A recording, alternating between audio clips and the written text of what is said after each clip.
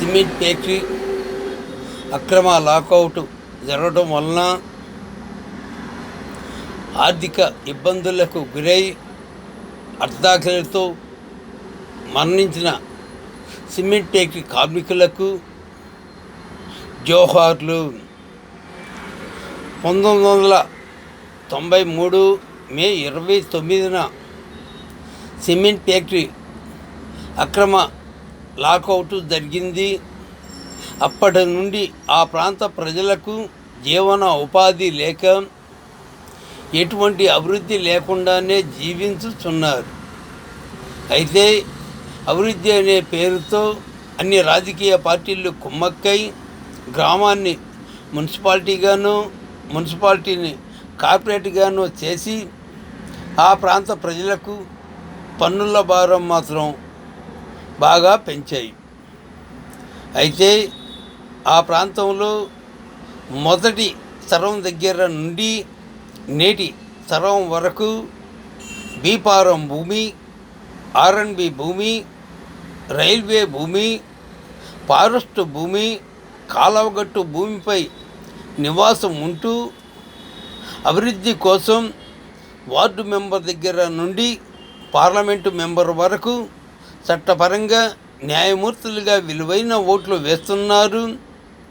ఓట్లతో ఏర్పడిన ప్రభుత్వానికి పన్నుల పేరుతో డబ్బులు చెల్లించుతున్నారు. అయితే కుటుంబ రాజకీయ పార్టీలు మాత్రం రైతు అనే పేరుతో భూస్వాములకే రుణాలు మాఫీ చేస్తున్నాయి. అలా చేయటం మంచిదే, కానీ మనం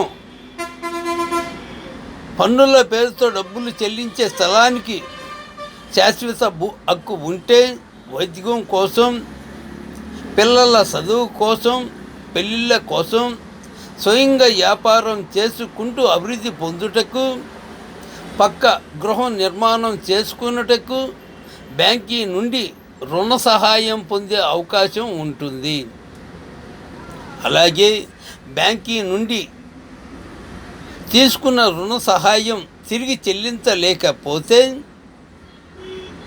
మన ఓట్లతో గౌరవేతనంతో పాటు గ్రామస్థాయి ప్రభుత్వం దగ్గర నుండి కేంద్ర రాష్ట్ర ప్రభుత్వాల వరకు భూమిపై, భూసంపదపై, పన్నుల పేరుతో వస్తున్న ప్రజా సంపదపై, దేశభక్తి కలిగిన ప్రభుత్వ అధికారులపై, విద్యావంతులైన పోలీసులపై, సర్వ మసాలపై, 1వ తరగతి దగ్గర నుండి అన్ని తరగతులకు చెందిన విద్యా సంస్థలపై, సినీ క్రీడా రంగాలపై పెత్తనం చేయుటకు పోటీ పడుతున్న కుటుంబ రాజకీయ పార్టీలే మన ఓట్ల కోసం రుణాన్ని రద్దు చేసే అవకాశం ఉంటుంది.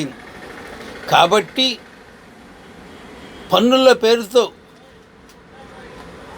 ప్రభుత్వానికి డబ్బులు చెల్లించే స్థలానికి శాశ్వత భూ హక్కుతో పాటు